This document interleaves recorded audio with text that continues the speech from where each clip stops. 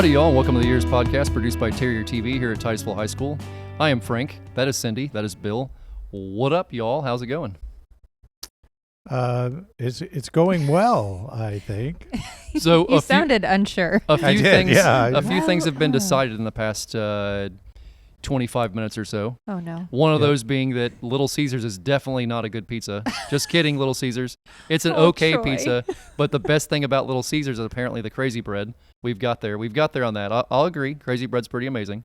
We were having a debate earlier about which chain pizza, not mom and pop pizza, but chain pizza, which is the best. And I think Papa John's is very underrated. Our student producer had some strong feelings about it.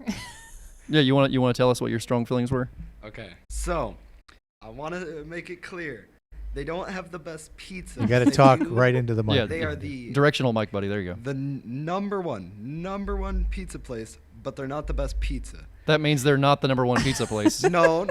It's a pizza place. Let him finish. Until you have their crazy bread, you can't say anything. It's the best. Okay. It's the best. You can turn your mic off now. Yeah, turn him on? officially. Turn him We're off. done. Yes, there you go. Yeah, so you can't have a pizza place and not have the best pizza, and then call it the best pizza place. There's a fundamental error in the in the now, psychological makeup of that. We can't talk about them like that. That's like talk show hosts that hang up on people and then berate them. You can't do that. We hung up on him. Okay, so he can't defend himself. So I feel like go. before we finish this conversation, we should definitely bring our guest in and let him have his say in it as well. I've opened his mic up. Okay, He so can talk. let me go ahead and introduce our guest, and we're going to have a pizza talk real quick. So today on the podcast, we are blessed to be joined by Cody Bartolini with the Reptile Preservation Institute. Cody, you didn't know you were here to talk about pizza, but this is where it's going for a second. I got thrown into it, and I'm glad to be a part of the conversation. Okay, so Bill and I have a very good understanding that if a pizza has stuffed crust, we are not touching it. Because there is something wrong with you. It's an abomination. Well, it started with you saying that It's having the best. cold spaghetti was a bad idea. That also is a bad idea, yes. Cody, please break the tie for us on this whole thing. Which part? I feel like I'm on the fence about the cold spaghetti thing. I guess it just depends on that. That's situational. As far as the best pizza goes, I don't know if I would say Little Caesars is the best. They kind of lost me after the $5 hot and ready was like $8. Yes, like, yes. I'm gonna go to a better pizza place that's like $2 more for something that doesn't immediately make me feel like garbage after I'm done eating it. So, what is your best fast food pizza? Like, what's your go-to if you have to go somewhere and grab a pizza like real quick? Where are you going? Man, I don't know. I think. Are we talking like chains like Domino's? Chains, are we talking like yes. a New York pizza in some complex that is pretty good pizza? We're talking chains. Chains, not mom and pops. Well, we got a Domino. We're out in the middle of Melrose, Florida. We're like 30 minutes from a town called Palatka, probably about an hour from St. Augustine, and about 45 minutes from Gainesville. So, and then we've got another little town adjacent to us called Keystone Heights, and they've got some stuff there, some chain restaurants, and they have a Domino's, So if we have to get pizza on the fly, that's where we're going, just because. But I don't know if they're that much better than Little Caesars, honestly. Like we were talking about off the air, we started making our own pizza at home, making our own dough and buying our own toppings and all that. And I mean, you just don't feel like garbage making your own stuff like you do with the chain stuff. And, you could kind of create whatever you want. Cindy has this theory that if you put anything other than normal toppings on a pizza, it's no longer pizza. I didn't know I felt so strongly about it until you guys started talking, and I got really angry. Yeah. Are we talking normal? Are we talking toppings like pepperoni, olives, mushrooms, sausage? Yes, all of those are acceptable. We had mentioned red chicken, sauce, white cheese. No, that doesn't belong on a pizza. There you go. She's very adamant about that. Yeah, my brother the sauce Ernie has is a red, spot. the He's cheese getting is white. chicken on his pizzas, and it has like a little bit of hot sauce on it. This like special place here we have in Cocoa, and he loves it. I'm like, I'm not a huge fan of chicken on a pizza, especially like big hunks of chicken. But to each their own, I guess. And I'm very diverse. I'll pretty much eat anything. I'm not afraid of pineapple on pizza. You know, See, I won't do pineapple. Cindy, I won't do when you- pineapple. Pineapple absolutely belongs Okay. on pizza. Okay. No, I see, think that is, terrible. Terrible. Pineapple and And if we're- pepperoni, and that's if- my default. And if we're talking like the essence of a pizza, you know, toppings and stuff, and what makes things not a pizza, just adding all this other garbage on top of it.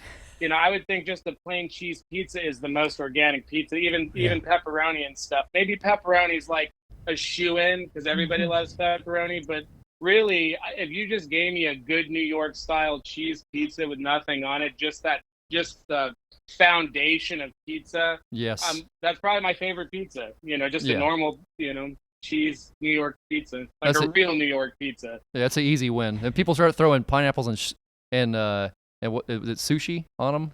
Sushi. Or I've it's- never heard no, of no. What's the sushi? What's the other thing I'm thinking of? The little guys. Sardines. Sardines. There you oh, go. No. anchovies. Anchovies. That's when it starts getting Anchovies. weird too. Like, nah, no anchovies on I pizza. got through college delivering pizza. You know, I try to do anchovies all the time because like I really like seafood and sushi and all that. And you know, they take over a pizza. They're so salty every Yeah, time they're a lot on of pizza. salt. They're so salty. It just kind of ruins it. I want to like them, but it just, you know, I'll eat them, but yeah, no, it's You not can the feel their best. bones crunch. What? You can't. Yeah, no. Okay. No, All right. when we I delivered was late, pizza, though. anchovy, onion, and sausage was. I delivered at least. Yeah. Oh, it's Oh, that's tremendously gross. disgusting sounding. Troy's over there making the faces at me, but yeah, it is disgusting. But when you have to deliver pizza, it didn't smell that bad. There was something about the combination. I don't think I'd eat it, but it smelled. It was like, that's intriguing to me. It's intriguing. But no. Okay. I'm I'd not eat that. it. See, there you go. He'd eat it. I'd eat it. I might not order it, but if you put it in front of me, I'd probably eat it. There you go. Okay, All right, you guys ready to jump into this? let's do it. Since we've By all means. Yeah, we have hijacked this podcast in ways we've never done Yeah. before. Cody, so tell us a little bit about you and your organization.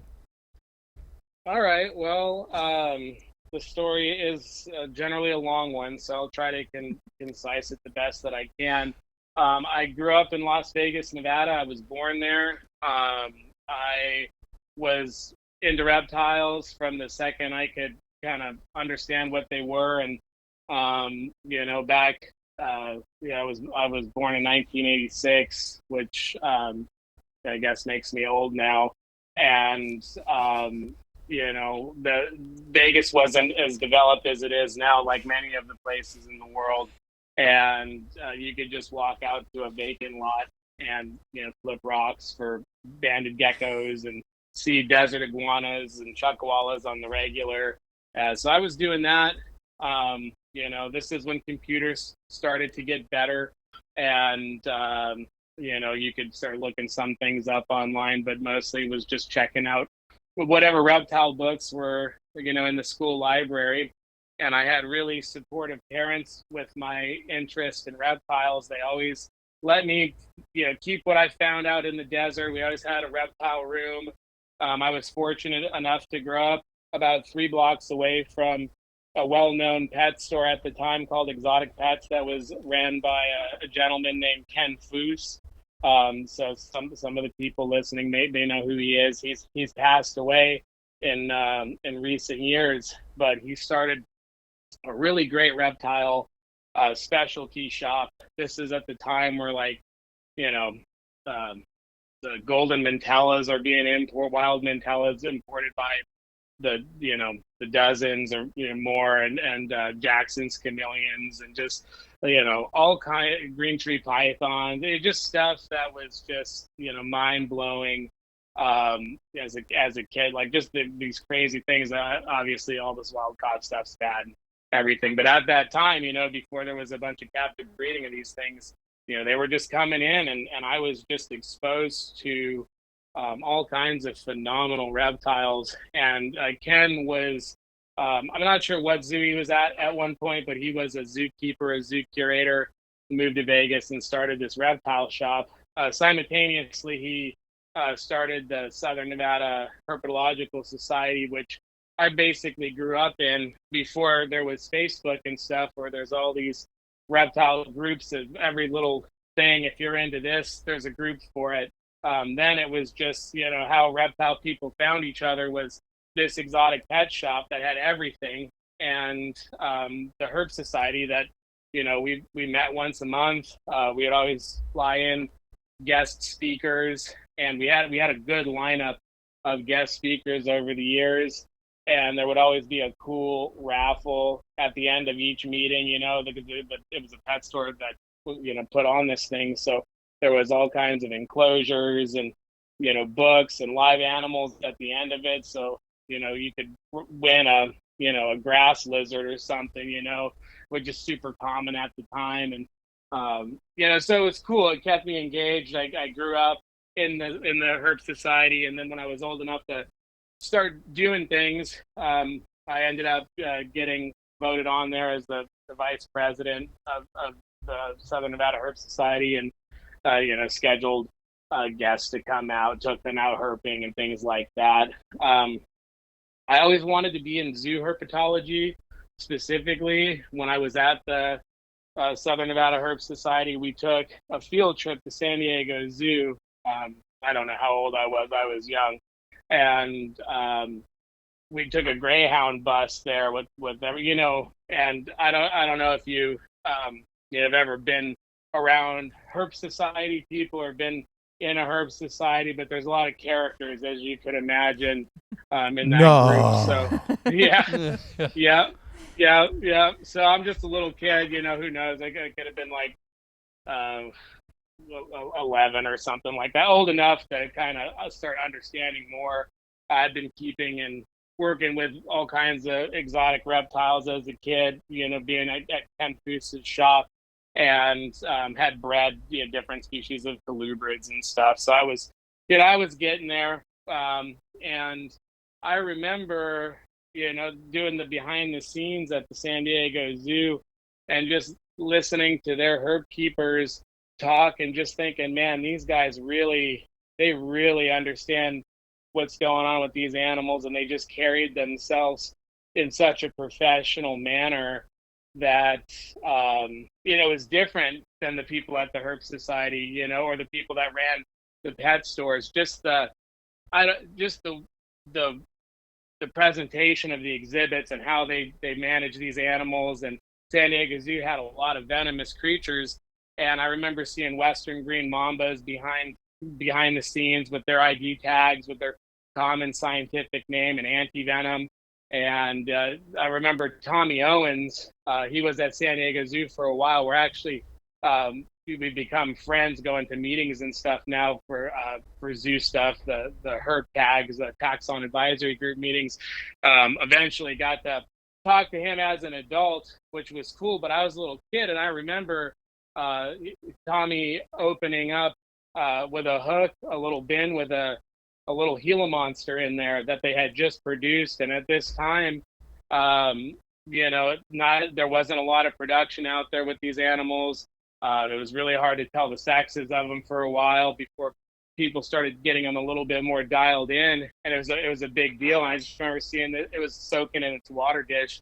And I just remember seeing that animal and just like how cool that was. And then the safety that he was using, I mean, it may as well have been a baby taipan in there, him opening up with a snake hook and, just being very zoo safe and everything. And I just thought, man, these guys are really cool.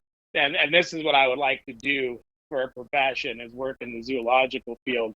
I love the zoo exhibits. I love trying to recreate, an environment for an animal the best you can, especially a reptile, because that's what I'm in primarily, right? Like I could appreciate all the other types of zoo animals and mammals and birds and stuff like that, but reptiles is where I get the most interest in setting up those little micro habitats and how the animal's going to use them, and just figuring them out, and then also working with the public and stuff, and just working with a lot of diversity. I remember San Diego Zoo had such a diversity of venomous reptiles, and just the way the venomous animals carried themselves, and just it's just hard to describe. The best way that I could put it is that I was also into aquariums as a kid. You'd get started with your freshwater fish and work your way up to more advanced freshwater fish, and there could be really phenomenal species of freshwater fish that are intriguing. But then you start looking at saltwater fish, and there's just a completely different feeling going to an aquarium with a saltwater tank, whether it's lionfish or anemones or sharks, rays. It's different, and that's kind of like venomous reptiles for me are the saltwater fish, and non-venomous are like the freshwater fish. I love them. I'm interested in them, but the venomous stuff just captivated me, all of it. And I also like the safety and like respect and appreciation you'd have to have for working with venomous. It's a serious thing. These animals could be potentially lethal. I got a question for you, Cody. Yeah, Cody. It's you're the founder and the executive director of the Reptile Preservation Institute. How do you make a living doing that? It's not easy. I would imagine. I mean, are you? Do you? Yeah. How do you make a living? Yeah. So where we are right now, it's the funding comes from several different areas. We do get grants. We're working more on that. That's kind of a new thing for us. People coming and paying admission to come and see these animals at our facility. How many animals do you have? Oh, we're somewhere in the ballpark of 70 different species of exotic venomous snake. We have a couple hundred individuals, and then we've got crocodilians as well. We've got over a dozen species of crocodilians at the zoo. So we also do training courses. We have a partnered course with the Rattlesnake Conservancy that teaches husbandry of exotic venomous reptiles from anybody who is a private keeper that is interested in venomous species. They want to learn how to do it safely, legally, all of that, and all the way up to zookeepers, doctors, law enforcement, EMS that may be exposed to these animals at one point or work with us.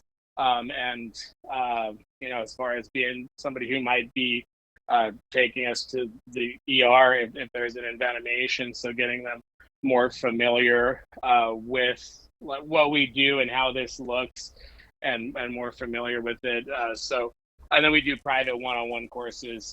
We've had zoos send us keepers to get more exposure and learn different species and handling techniques and what have you. So revenue comes from that as well. We do have a lot of species, so we do have some breeding and those animals that are of interest to other institutions and zoos and professionals in the private sector. So do you harvest venom at all, or we don't. No, we're not. Okay. We're not we don't collect venom. If we did, it would be on a request basis from a university or a lab that might be looking at something of maybe a certain species that we keep. We'd be happy to take a sample for them, but we're not in the commercial production of venom. Okay. We're more interested in the species themselves, having a pair or two of anything venomous that we don't currently have represented in the collection. We would like to work with. So where venom labs may have a couple hundred species or a couple hundred individuals of a certain number of species, we would like to have just a couple pairs of many species, so we kind of have a species collection of venomous reptiles for our own interests and also potentially the interests of future scientists or venom labs if they need us to produce a certain species that they might need more individuals for. We could do that. A lot of these venomous species are becoming harder and harder to come by in human care. Regulations worldwide are tightening up, and a lot of these species that were quite commonly imported back in the day aren't anymore. And some people that just, because there was no commercial interest to keep them going, some of these species have just kind of gone extinct in collections. So that's one of the reasons why, if we don't have the species, if we have the room for them, we're always growing. We would like to have the largest venomous snake collection in the world. So as long as space permits, yeah. How do you feed these snakes? Very carefully. Well, yeah, I understand that, but I mean, what do they eat? And I mean, what's the process of feeding all these snakes? It's Bill's cracking me up. It's a good question, Bill. Yeah. It is a good question. We got to have you guys out sometime for like a zookeeper for a day thing. See how it's like, but it just depends. It depends on the species, what they are, what their age is. So neonates may eat more often than adults because they're growing, and it depends on what it is. But generally, we're offering food once a week to different animals in the collection. We try to give the elapids, so your cobras, your mambas, your taipans, once a week feedings, depending on how big the prey item is that we give. We might skip a week if we give one of our big black mambas a jumbo rat that's going to take a week and a half to digest. We won't feed it for 2 or 3 weeks. If we give it just a couple of mice, we might feed it the next week. So it just kind of depends on how big of a prey item that you're feeding is. But as far as like the process of feeding, it depends on the enclosures that they're in. But the enclosures that have drop down doors, they've got multiple latches and locks on them. So we'll use a snake hook, what we use to move and manipulate the snakes. We'll turn it around where the handle is pressing up against the door, unlatch all of the latches, and then stand back and use that back of that snake hook to slowly drop down the door for a certain set of cages that we have, and then just toss in a dead rat or mouse or whatever the prey item is, and then just shut the door and repeat the process. It's kind of like, really, you're like a factory worker. It's a lot of the same things over and over again, but you have a different animal behind door number 1, door number 2, door number 3, and one door might have a taipan in it, and the other one might have a little like 2-foot diamondback rattlesnake, or 2 very different snakes. But the concept is the same. Is you just stand far enough back from the enclosure that if the animal comes flying out in a feeding response and hits the floor, you're out of the way, because that happens. That's just like a normal thing, especially with your elapids. A lot of these cobras, they get very excited about feeding time, and the door drops down and they come flying out, mouth open, ready to grab something. That's where really severe bites could happen, is feeding response, because those animals are biting to kill a prey item, and any kind of movement they might confuse with what they're actually trying to grab. So you really need to know the species behind each door, the size of the species, their capabilities, how far they're going to lunge, are they going to lunge, be ready for them to lunge, and it's the same but different. Going down the run. People tend to be more nervous around your elapids, your cobras, mambas, taipans, because they're always on the go. We've got team members that are more uncomfortable around big vipers than elapids, because they think the elapids, I agree with this for the most part, that the elapids really kind of show you what they're going to do right off the bat. They're very excitable. That they're going to be excitable. The diamondback or the big fertile ants that curled up in the corner not moving, you know that animal can explode with power and be on the floor hanging off the end of your hand in a second, but it's not doing anything. And that anticipation, is it going to swing? Is it not? And then when they do, they're big, they're fast, they have a powerful strike, horrible venom. So the vipers are particularly nerve-wracking because they're ambush hunters, and you don't really know when they're gonna come flying at you. You just know it's probably gonna happen. But the cobras and the mambas and the taipans, they're already kind of like showing you what's gonna happen before the doors open. So you're not surprised by it. So do you have any blood pressure issues? Yeah, actually, I have high blood pressure. But I can see why, dude. I can see why. That's got to be a stressful thing. Ironically, it's not. I don't think it's from the snakes themselves. It's more from being in the industry of reptiles and dealing with social media and just like just everything going on with humans. It's the Little Caesars pizza, let's be honest. Right. Yeah, it's stress plus the Little Caesars pizza that's the high blood pressure issues. But as far as the venomous snakes go, I don't even, I'm not afraid of them. I respect them. There are times where it's too close and, you get a bad adrenaline rush because you almost had an accident. It's no fun, but for the most part, if once you've worked with all these species and you do it, the safe ways to go about it, and you're used to those kind of animals, it's really not nerve-wracking, at least for me. I think that if it is super nerve-wracking every single time, or you're scared, it probably isn't for you. But I just I approach every interaction with appreciation for the animal. I know what it's capable of doing. I'm not surprised when they act their worst. I'm prepared for them to act like that. And then if they're more relaxed than I'm anticipating, it's just a nice, pleasant interaction where you can really appreciate them. Where you don't have a black mamba going up the walls, gaping its mouth, and all that stuff. But when that happens, I mean, it's there. You are definitely.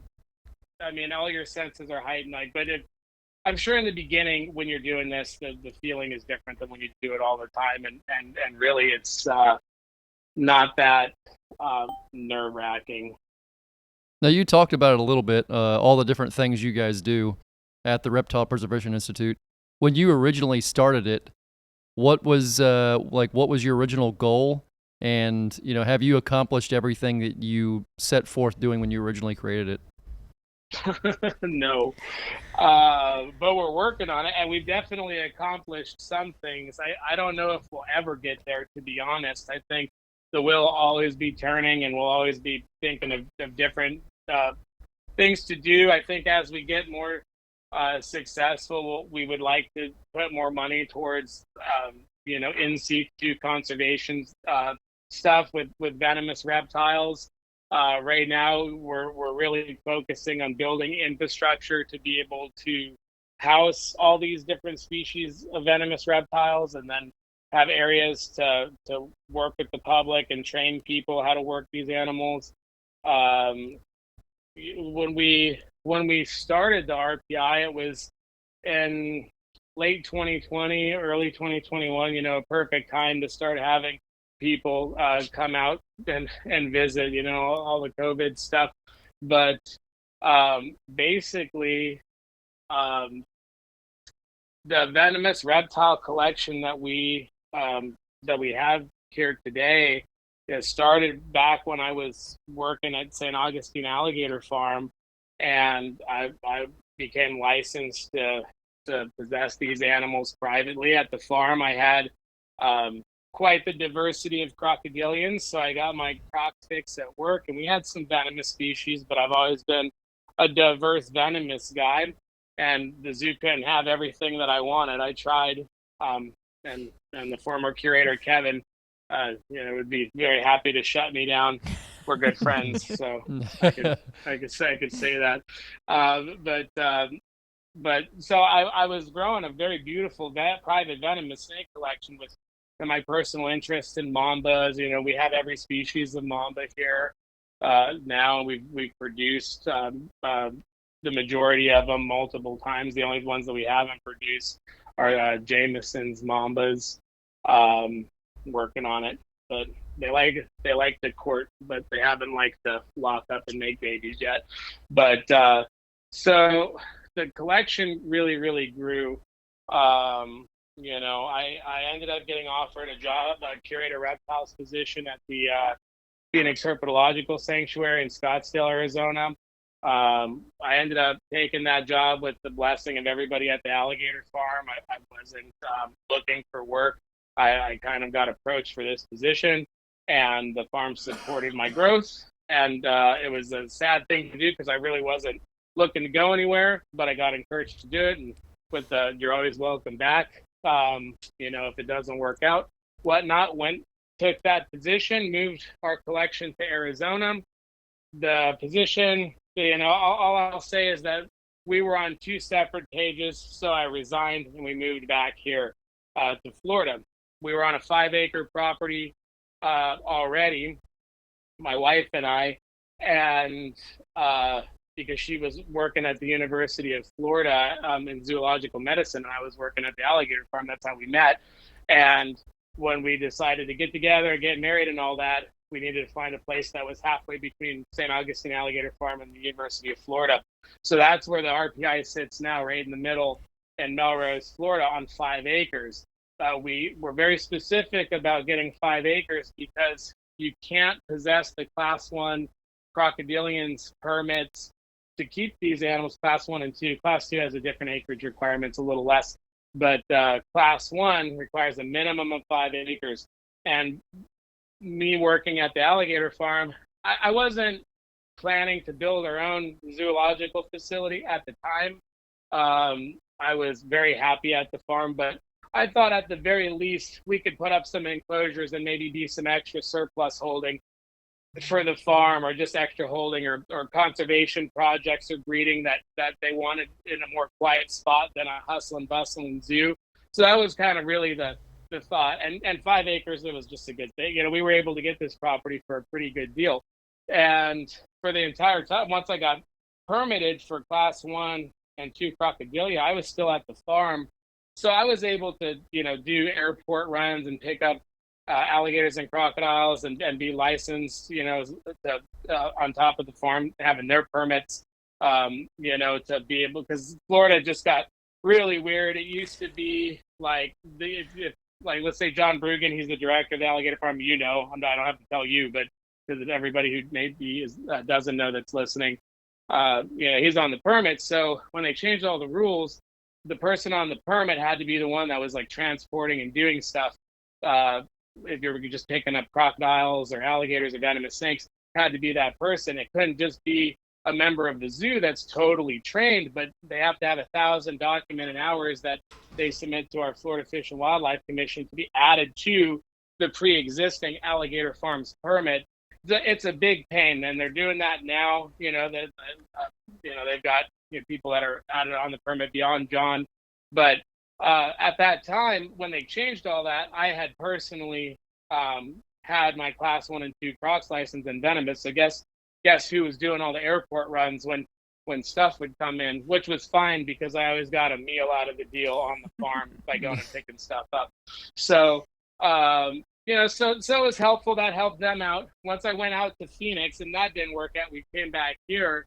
We had the property still, and we had all of these venomous snakes that you might not see in many zoos. We have a very diverse species group of venomous snakes, and for a little bit, I was able to make my side of the living breeding and sending species off to different institutions and what have you.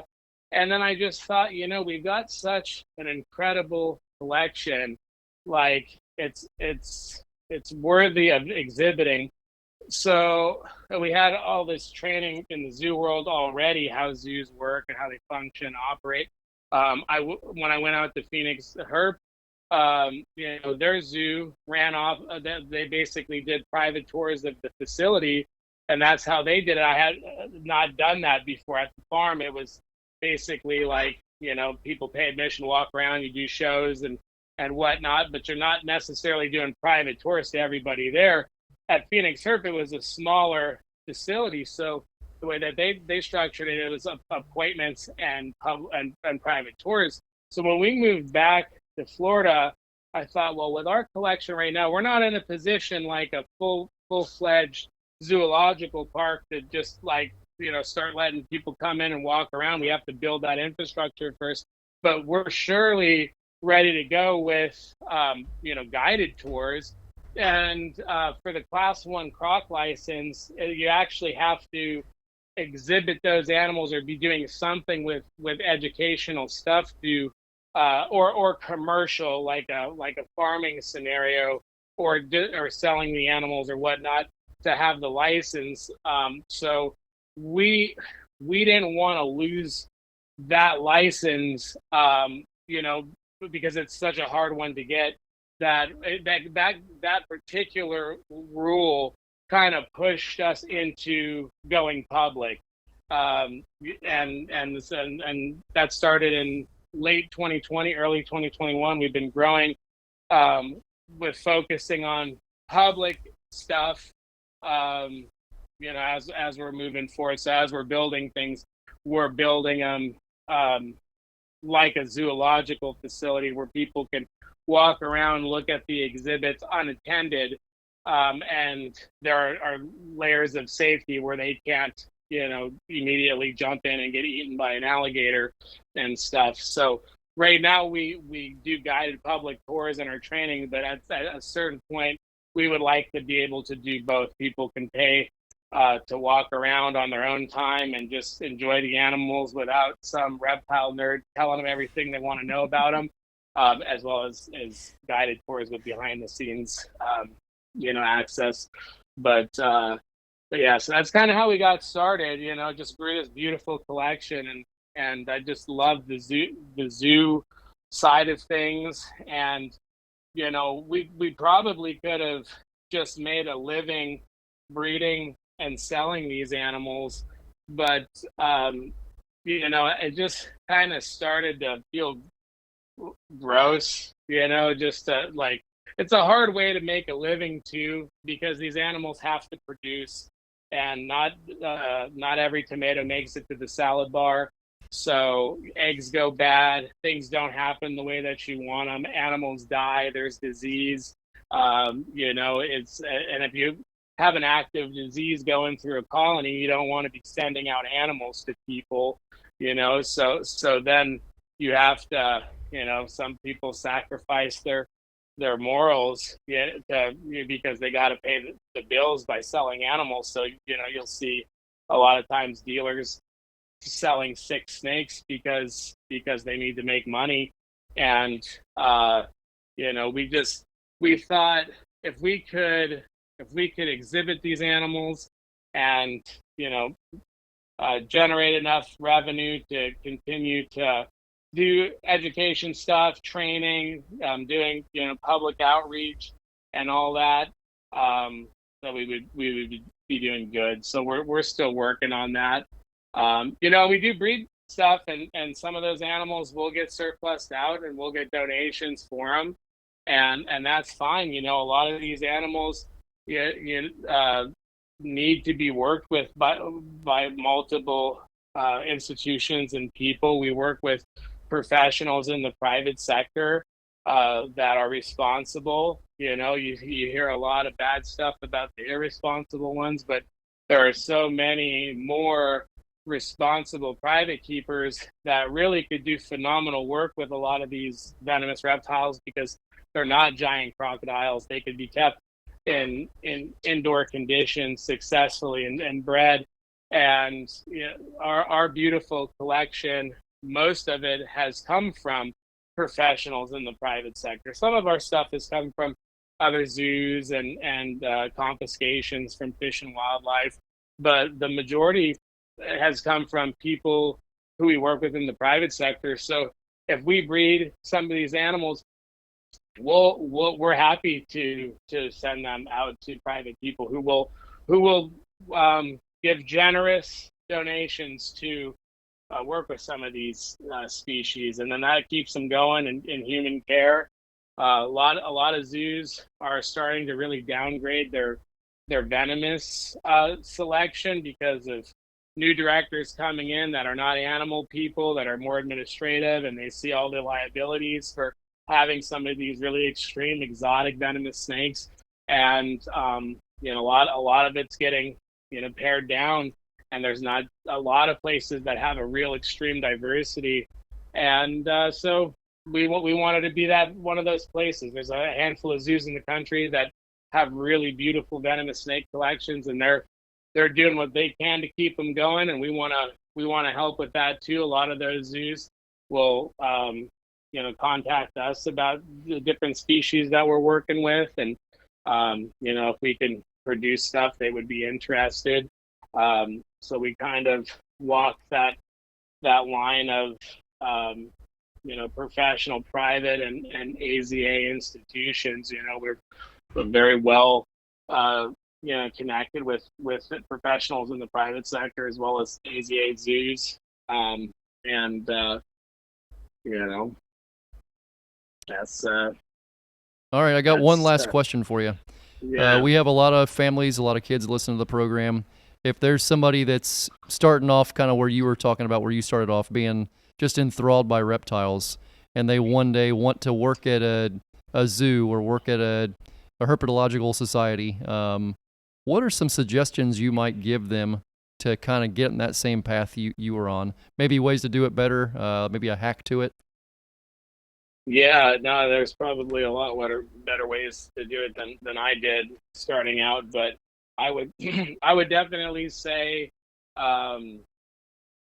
just showing up. If they're look for if you're into reptiles, there's other zoo work, but we'll just stick to reptiles on this. Find out if your zoo has a good reptile selection or a reptile department, and just show up, talk to zookeepers. Once you're old enough to get your volunteer opportunities or internship opportunities, I think that's maybe the most important thing that you could do is show up for those things, show your work ethic, be open, be teachable, take constructive criticism well, because there's a lot of it, especially with dangerous reptiles and dangerous animals. You're going to be constantly corrected, and it's just to make you better and make things safe. So being open, teachable, and a good work ethic, because if you're looking to get into zoo work, really it's once the enamor of working with the animals kind of gets when you get more used to it, it's a lot of the same consistent hard work: feeding, cleaning, watering. You have to stay up to date with all kinds of taxonomic things, and it's a lot to do, and you got to have a good work ethic to just keep going, because it's a lot of the same tasks over and over again. But just straight, good work ethic, and I think even more than I'll take somebody that has good work ethic and is open and teachable and doesn't get offended with constructive criticism over somebody with whatever zoological degree, straight out of college. That doesn't impress me as much as who they are as a person, because we've personally trained people that don't have college or a high school diploma, who are incredibly smart people who are wanting to learn, and they're teachable. And that's so important, because we can teach a lot of this stuff you need to know for this job. But if you don't have that personality coming into it, it's hard to change that. So just being workable is probably the biggest thing of advice. And if you go to school, that's great. We have a former intern who's basically an unpaid team member who works at Zoo Miami right now, and he's got 2 degrees. He's got a bachelor's and a master's, and I don't even think about that. He's very intelligent, but when it comes to who he is and his work ethic and his enthusiasm for the reptiles and the job, the degree stuff is just kind of like a good achievement for him. I get where it can look good on paper, but man, they're pushing everybody through school now, and it just seems like everybody's got a degree. So what separates you? It's got to be you and your work ethic, and just your demeanor. Are you excited for the job? I think that's probably the most important. Cody, thank you for all you do. If people want to find out more about the Reptile Preservation Institute, where do they go and where do they find you guys? Cool. So you could go to the website, reptilepreservation.org. You could book tours online. You could call us if you have trouble with booking, because, technology. There's also some links there that'll attach you to different things that we have going on, how you could support different things for the RPI. We have a Patreon where we've got videos that we post of behind the scenes stuff, enclosure builds, animal moves and things like that. So you get to see what's going on here. And we're on Instagram, Reptile Preservation Institute. I think it's the same for Facebook. Those are our 2 major ones. We might have a Twitter, but I don't think we use it. At least I don't use it. But Instagram, Facebook, where you can see where we're doing off-site outreach events or just events. We'll usually post that stuff to Facebook or Instagram.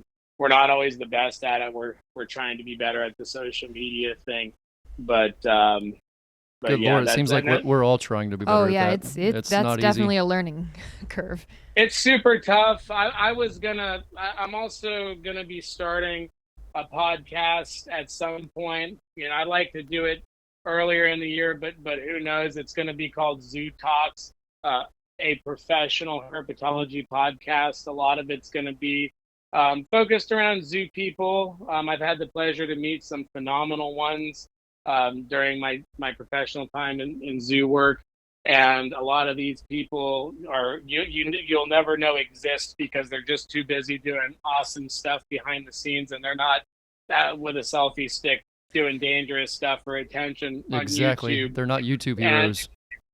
Right, and I would love to be able to bring those people to light and talk about different zoo conservation projects and things, but it'll also be just all professionals, so biologists, veterinarians, doctors that are related to snake bite, and those kind of things. And so just a little shameless plug on that when that comes out. But yeah, when that comes out, we'll have you back on again and talk about that. For sure. Yeah, thank you for all you're doing, buddy. We appreciate you being here, and we'll this will be out in a couple of weeks, and we'll make sure we tag everything, all your stuff in it, and yeah, man, just keep grinding, keep doing all the good stuff you're doing. Yeah, thank you. Yeah, sorry that I rambled. There's just too much to go on, and sometimes it's hard to explain, without seeing it and just kind of living in it. We'll have you guys out at some point.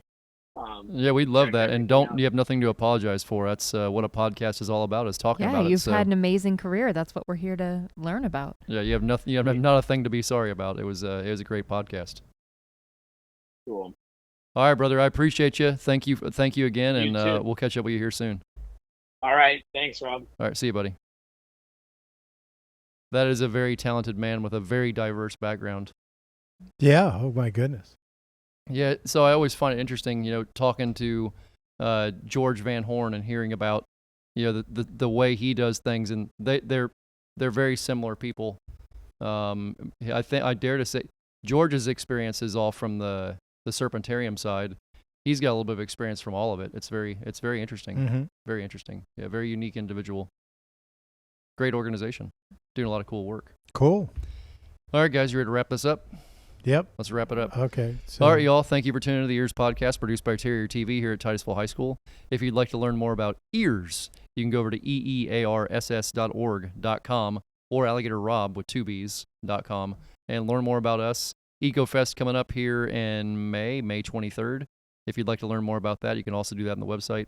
Thank you all for tuning in, and we will catch you guys next week. Bye-bye.